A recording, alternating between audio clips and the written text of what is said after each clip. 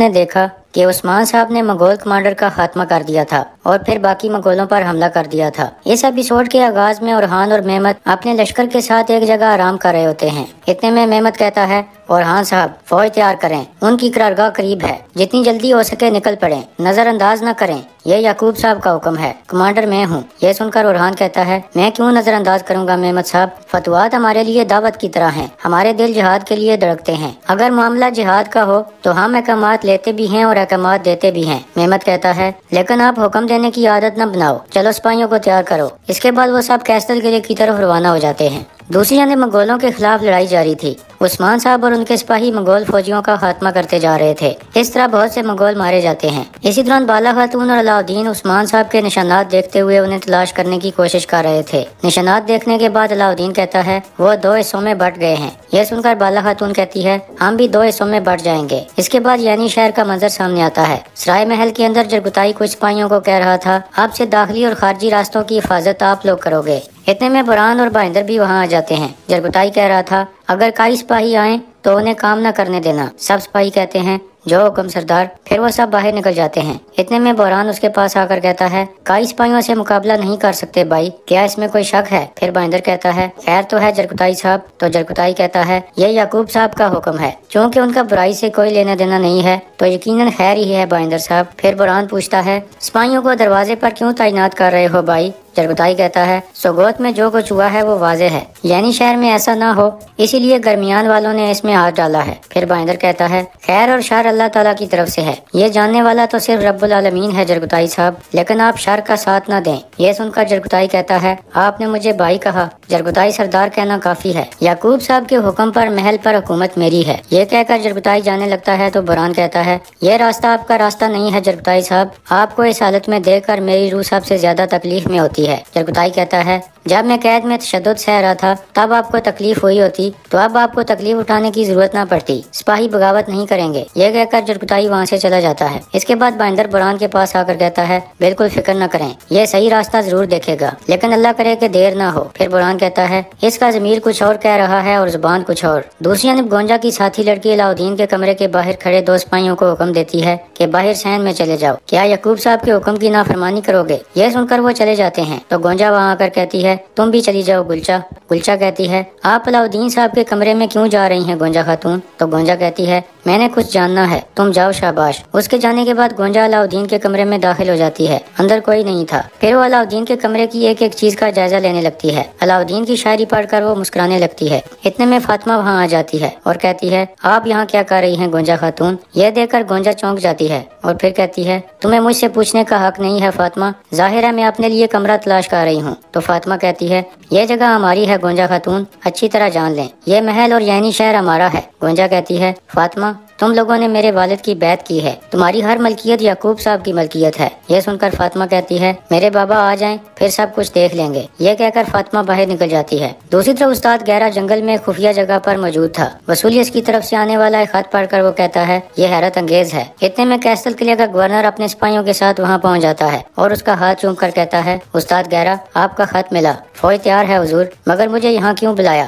ہم کس پر حملہ کرنے جا رہے ہیں؟ استاد گہرا کہتا ہے سرحد پر سب سے بہادر گورنر میرے دوست مکرانوس، گرمیان اور کائی والوں نے متحد ہو کر کیسٹل کی طرف بڑھنے کا فیصلہ کیا ہے۔ یہ سن کر مکرانوس کہتا ہے میں عیسیٰ اور صلیب کی قسم کھاتا ہوں وہ کیسٹل کے لیے کا ایک پتھر بھی نہیں لے پائیں گے۔ استاد گہرا کہتا ہے میں جانتا ہوں، لیکن وہ کیسٹل تک پہنچ ہی نہیں سکیں گے، ان کے لیے جال بچھایا ہے، وہ سمجھ رہے ہیں کہ تمہیں قرارگاہ پر دبوچ لیں گے، انہیں پہلے کبھی نہ دیکھی جانے والی ہزیمت کا مزہ چکھائیں گے۔ عیسیٰ کے مقدس سپاہیوں ہم سے چھینی گئی زمینیں ایک ایک کر کے واپس لیں گے، سب مل کر۔ یہ سن کر سب سپاہی پرجوش انداز میں کہتے ہیں جو حکم جناب۔ اس کے بعد وہ سب حرکت میں آ جاتے ہیں۔ اسی دوران مہمت اور اورحان تیزی سے ان کی جانب بڑھ رہے تھے، جبکہ دوسری جانب عثمان صاحب اور ان کے سپاہی تمام منگولوں کا خاتمہ کر دیتے ہیں۔ اس کے بعد عثمان صاحب کہتے ہیں سارا سونا اٹھا لو، اپنے پیچھے ایک نشان بھی نہیں چھوڑیں گے، اب یعنی شہر چلتے ہیں اور اس کمانڈر کتے کا سر میرے پاس لاؤ۔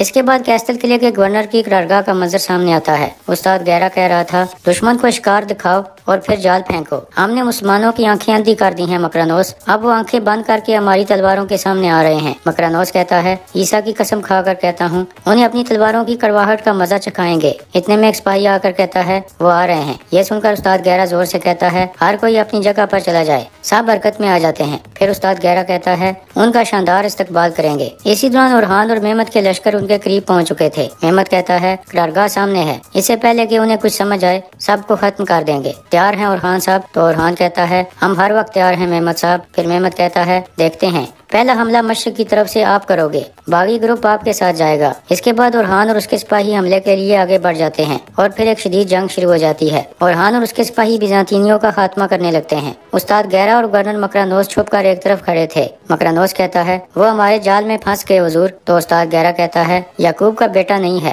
وہ بعد میں آئے گا، اس کا انتظار کرو۔ اسی دوران اورحان اور اس کے سپاہی بیزانتینیوں کا خاتمہ کرتے جا رہے تھے۔ اتنے میں مہمت بھی اپنے سپاہیوں کے ساتھ حملہ آور ہو جاتا ہے۔ یہ دیکھ کر استاد گہرا مسکرانے لگتا ہے۔ ادھر مہمت بیزانتینیوں کے خلاف لڑ رہا تھا۔ اسی دوران ایک باغی نیزہ اٹھا لیتا ہے اور اورحان کو نشانہ بنانے کی کوشش کرنے لگتا ہے، کیونکہ مہمت نے اسے ایسا کرنے کو کہا تھا۔ ادھر استاد گہرا اپنے چہرے پر ماسک پہن کر آگے بڑھنے لگتا ہے۔ باغی نیزہ مارنے ہی والا تھا کہ اتنے میں بہت سارے مزید سپاہی آ جاتے ہیں، جن کی وجہ سے وہ ایسا نہیں کر پاتا۔ اورحان بیزانتینی سپاہیوں کو گراتا جا رہا تھا۔ دوسری جانب عثمان صاحب کا قافلہ واپس آ رہا تھا کہ اتنے میں بالا خاتون کا قافلہ ان کے سامنے پہنچ جاتا ہے۔ پھر وہ سب گھوڑوں سے اتر کر ایک دوسرے سے ملتے ہیں اور خیریت معلوم کرتے ہیں۔ عثمان صاحب پوچھتے ہیں یہاں کیا کر رہے ہو؟ بالا خاتون کہتی ہے ہم آپ کے بارے میں فکر مند تھے۔ تو عثمان صاحب کہتے ہیں میں ٹھیک ہوں، مگر تم لوگ صرف میرے لیے یہاں نہیں آئے، بتاؤ کیا بات ہے؟ علاؤدین کہتا ہے سلیبیوں نے سوگوت پر حملہ کیا ہے حضور، اللہ کا شکر ہے کہ ہم نے حملہ ناکام بنا دیا، مگر ہمارے کافی لوگ زخمی ہیں۔ یہ سن کر عثمان صاحب غصے میں کہتے ہیں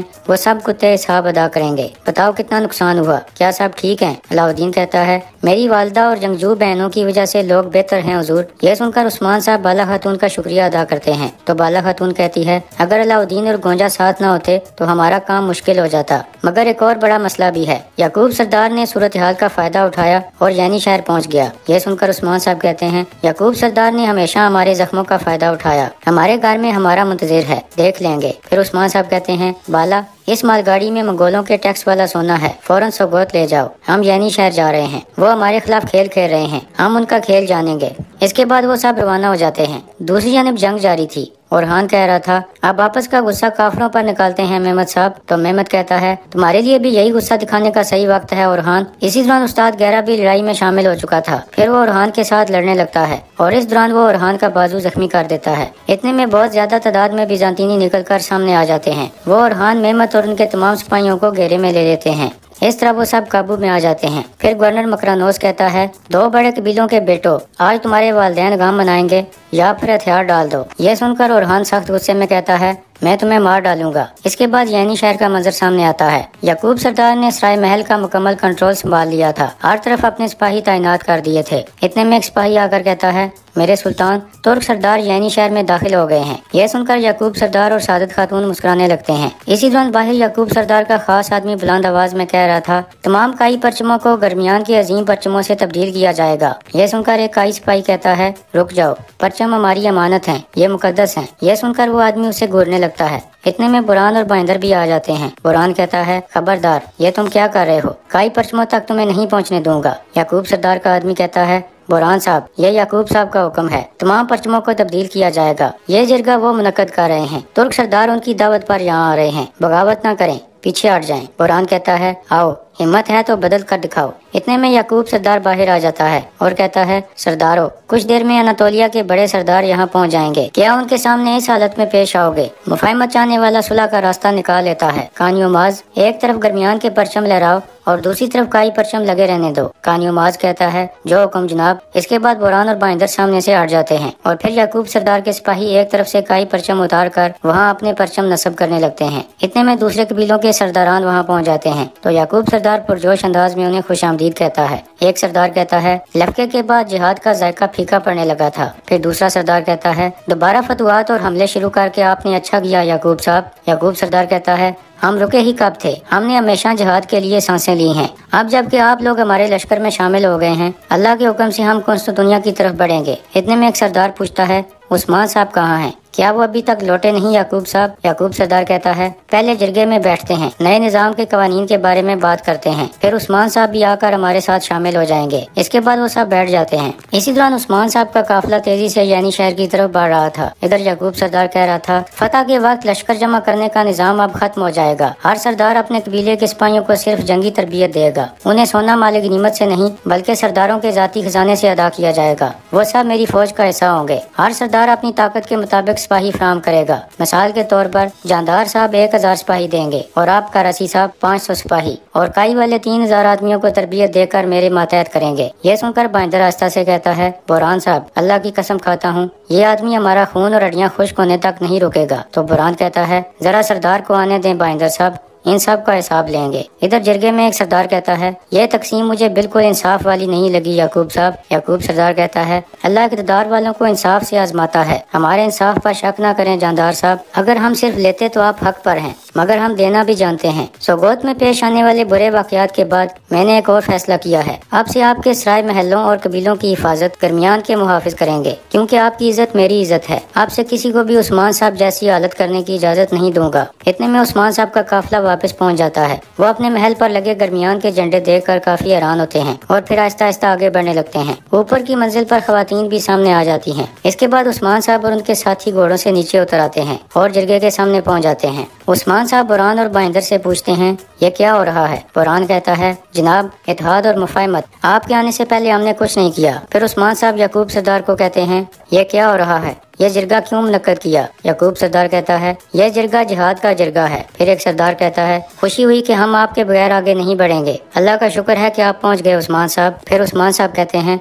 तो ये बात है, चूँकि आप जंग और जिहाद चाहते हैं तो फिर ये लें। एक बार फिर आपसे जबरदस्ती टैक्स लेने वाले मंगोल कमांडर का सर। ये कहकर उस्मान साहब मंगोल कमांडर का सर सब के सामने फेंक देते हैं। याकूब सरदार हैरान परेशान हो जाता है और फिर कहता है, ये आपने क्या किया उस्मान साहब? सोना लेकर गए थे और सर के साथ वापस आ रहे हैं। उस्मान साहब कहते हैं, सोना काफी नहीं था, इसलिए उसने तलवार निकाल ली, मेरी जान लेने की कोशिश की और मैंने उसका सर काट दिया। आप जंग का वेट करते रहते हैं, ले लें, ये रही आपकी जंग। आपसे हम मंगोलों और स्लेबियों के साथ जंग में हैं। यह सुनकर याकूब सरदार सोच में पड़ जाता है। फिर उस्मान साहब कहते हैं, क्या हुआ याकूब साहब, क्या हमने आपकी मुहिम में खलल डाल दिया? याकूब सरदार कहता है, जिस वक्त हम फतह की तरफ बढ़ रहे थे तो आपने जाकर अलखानी सल्तनत का अजाब अपनी तरफ खींच लिया। आपने फतह की डोर काट दी उस्मान साहब। इतने में एक सिपाही भागते हुए महल में पहुंचता है और कहता है, सरदारान, मेहमद साहब और ओरहान साहब को कैस्टल किले के गवर्नर ने गिरफ्तार कर लिया है। यह सुनकर सब परेशान हो जाते हैं। इसके बाद उस्मान साहब कहते हैं, फतवात की डोर को मैंने नहीं काटा, मगर हमारे बेटों के गिरफ्तार हो जाने के बाद जिहाद की क़ियादत मैं बिजाते खुद करूँगा। यह बात अच्छी तरह से जान लें। याकूब साहब